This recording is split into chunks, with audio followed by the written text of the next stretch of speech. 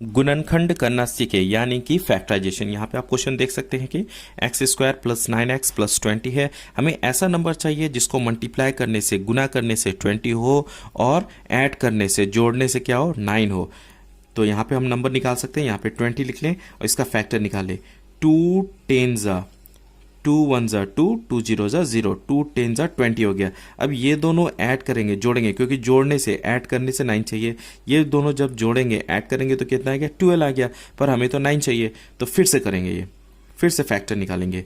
2 5 ज़ा 10 आ जाता है, ठीक है। तो ये 2 को मल्टीप्लाई करेंगे, क्या आ गया, 4। 5 प्लस 4, जब ये दोनों ऐड करेंगे तो क्या आ गया, 9। 5 प्लस 4 हो जाता है 9, जो कि हमें चाहिए था 9।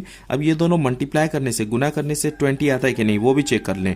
5 4 ज़ा, ये दोनों को गुना करेंगे तो 20, मतलब मल्टीप्लाई करने से 20 आ रहा है, ऐड करने से 9 आ रहा है। तो वो दो नंबर कौन कौन सा है, 5 और 4 है। तो हमें यहाँ पे क्या लिखना है, एक्स स्क्वायर प्लस 9 के जगह पे क्या लिखना है, 5 प्लस 4, ये x है तो x लिख ले, प्लस प्लस 20 के जगह पे 20 लिख लेते हैं।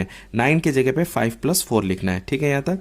उसके बाद x square, open the bracket, bracket open करना है, 5 into x, 5x plus plus हो जाता है प्लस, 4 इंटू एक्स हो गया 4x प्लस 20 प्लस 20।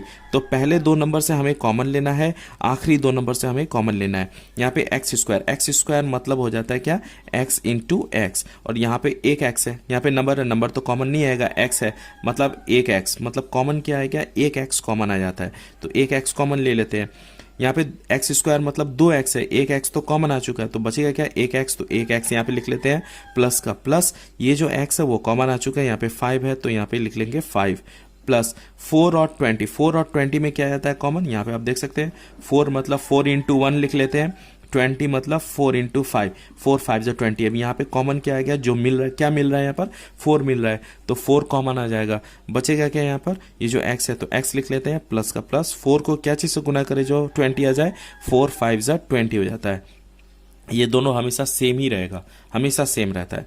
तो कॉमन आ जाएगा, सेम है तो कॉमन आ गया, x प्लस 5 कॉमन आ गया। यहाँ पे क्या बचेगा, ये जो कॉमन आ चुका, तो यहाँ पे क्या है x, तो x लिख लेंगे, प्लस प्लस 4 का 4, ये तो कॉमन आ चुका है, तो यहाँ पे क्या बचेगा, प्लस 4 प्लस 4, ये पार्ट और ये पार्ट, ये तो कॉमन आ चुका है यहाँ पे x है तो x लिखेंगे, प्लस 4 है तो प्लस 4। आशा करते हैं कि ये वीडियो आपको अच्छी लगी हो, समझ में आ गई। अगर वीडियो अच्छी लगी तो प्लीज़ लाइक करें, नए हैं तो प्लीज़ सब्सक्राइब और दोस्तों के साथ शेयर करें।